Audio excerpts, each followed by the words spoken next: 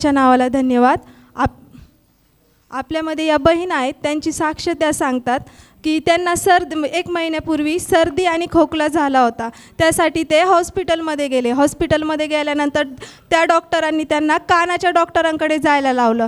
तर तेथील डॉक्टरांनी त्यांना काही ज्या टेस्ट आहेत त्या टेस्ट करण्यासाठी सांगितलं। तर त्यांनी टेस्ट केल्या आणि त्या टेस्टमध्ये त्यांना असं सांगितलं की जी कानाची नस आहे ती वीक झाली आहे आणि जे हाड आहे ते मोठं झालं आहे, तर त्यासाठी त्यांना सर्जरी करावं लागेल असं डॉक्टरांनी सांगितलं। पण सर्जरी करणार, पण त्याची 100% गॅरंटी डॉक्टरांनी घेतली नाही। तर ह्या बहिणीने परमेश्वरावर विश्वास टाकला। परमेश्वरा, डॉक्टरांनी जरी गॅरंटी घेतली नाही तर परमेश्वरा तू माझा देव आहेस आणि तू माझी 100% गॅरंटी घे। परमेश्वरा, तू सर्वात पहिलं मनुष्य घडविला, तू मोठा सर्जन आहेत आणि माझ्या कानाची सर्जरी प्रभू परमेश्वरा तू कर। तर ह्या बहिणीने विश्वास ठेवला आणि सर्जरी झाली। तर सर्जरी झाल्यानंतर जे काही प्रिकॉशन्स असतात, सर्दी खोकला ह्या गोष्टीपासून दूर ह्या गोष्टी झाल्या नाही पाहिजे। तर ह्या बहिणीने परत मागच्या संडेला ही बहीण चर्चमध्ये आल्या। चर्चमध्ये आल्यानंतर जे देवाचे सेवक होते ते प्रार्थना करत होते। प्रार्थना करत असताना ह्या बहिणीने ती प्रार्थना रिसीव केली आणि पूर्ण आरोग्य परमेश्वराने त्यांना दिलं, म्हणून त्या सर्व गौरव परमेश्वराला देतात। आरोग्य दिलं, तुम्हाला परमेश्वराने आरोग्य दिलं। मागच्या संडेला मला म्हणजे सर्जरी झाली, पण डॉक्टर बोलले होते की जेवढा पाहिजे तेवढा रिझल्ट तुम्हाला येणार नाही सर्जरीचा, आणि सर्जरी केल्यानंतर पण तुम्हाला जवळजवळ जो व्हॉइस आहे तो मॅच व्हायला 1 महिना लागेल आणि त्याचा खूप त्रास होईल असं डॉक्टर बोलले होते। पण मला 1 महिना 15 दिवसच सुट्टी होती हॉस्पिटलमध्ये। मी रेस्ट केली, मेडिसिन घेतल्या, सगळं केलं, पण मेडिसिननी पण एवढा साईड इफेक्ट व्हायचा, पूर्ण चेहऱ्यावर स्वेलिंग यायची, मला चक्कर यायची, काही समजत नव्हतं मला काय होतं आणि काय नाही। पूर्ण मी जवळजवळ 15 दिवस रेस्ट करून पण माझी जी लीव आहे ती लीव संपली आणि डॉक्टरांनी मला सांगितलं होतं की तू 1 महिना तुला बिलकुल सर्दी झाली नाही पाहिजे, आणि सर्दी जर झाली तर तुला त्याचं कानाला इन्फेक्शन होणार।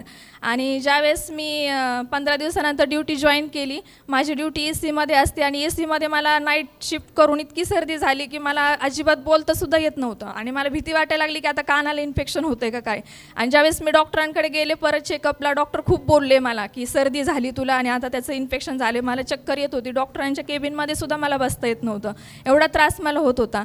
पण मी ज्यावेळेस मागच्या संडेला इथं आले, मागच्या संडेला देखील मला खूप त्रास होत होता आणि ज्यावेळेस लास्टची प्रार्थना चालू होती आणि मी देवाकडे बोलले की मला तुझं सामर्थ्य जर इथं जाणवतंय तर मी अशी बाहेर नाही जाणार, मला पूर्ण तुझं आरोग्य पाहिजेच, आत्ताच्या आत्ताच पाहिजे, आणि ज्यावेळेस मी जाईल ना त्यावेळेस मी पूर्ण बरी होऊन गेली पाहिजे आणि जो व्हॉइस आहे तो पण मला मॅच झाला पाहिजे। मला त्या आवाजाने इतकं इरिटेट व्हायचं, माझं डोकं जड पडायचं, तोंडावर स्वेलिंग यायची, आणि खरंच देवबाप महान आहे, देवबाप आपली प्रार्थना ऐकतो। आणि मी ज्यावेळेस तिथून बाहेर पडले, मी घरी गेले, 2 तास मी कशी झोपले मला काहीच कळालं नाही, इतकं पूर्ण मला फ्रेश वाटलं। आणि त्याच्यानंतर मी नाईट शिफ्टमध्ये 3 नाईट सलग केल्या AC बिलकुल मला त्रास नाही, सर्दी नाही, खोकला नाही। आणि ज्या संडे आज 8 दिवस झाले पूर्ण मेडिसिन बंद आहेत माझे, कुठलेच मेडिसिन मी घेतले नाही, माझा व्हॉइस पण मॅच झाला, सर्दी पण गेली, आणि देवबाप्पांनी खरंच मला मागच्या संडेला इथं लास्टच्या प्रेयरमध्ये स्पर्श केला, म्हणून मी सगळा गौरव परमेश्वराच्या नावाला देते।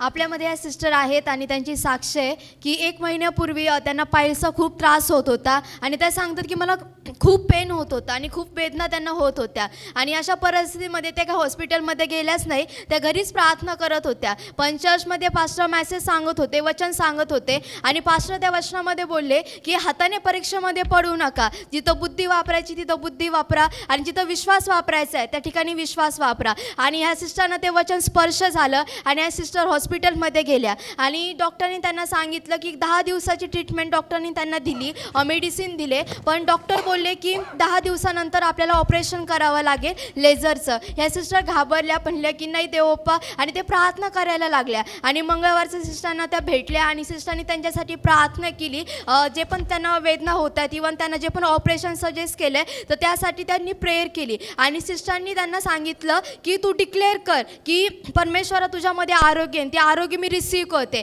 आणि या बहिणीने कंटिन्यू लगातार ते डिक्लेरेशन दिलं की नाही परमेश्वरा तुझ्यामध्ये आरोग्य आहे आणि ते आरोग्य मी स्वीकारते, माझं प्रत्येक पायलचं पेन निघून जाणार आणि माझं ऑपरेशनची वेळ माझ्यावर येणार नाही, तुम्हाला बरं करणार। आणि 2 वीक पूर्वी पास्टरने देखील चर्चमध्ये असताना जे वेदीवरून प्रार्थना केली की ज्यांचं पण मूळव्याध दुखत आहे तर त्यांनी आरोग्य स्वीकारा, आणि या बहिणीने त्या क्षणी ते आरोग्य रिसीव केलं। आणि ह्या सिस्टर सांगतात की त्यानंतर मला कुठलाही त्रास झाला नाही, कुठलाही पेन झालं नाही आणि जे ऑपरेशन डॉक्टरने सांगितलं होतं ते देखील कॅन्सल झालं. या सर्व साक्षीचा गौरव ते परमेश्वराला देत आहेत.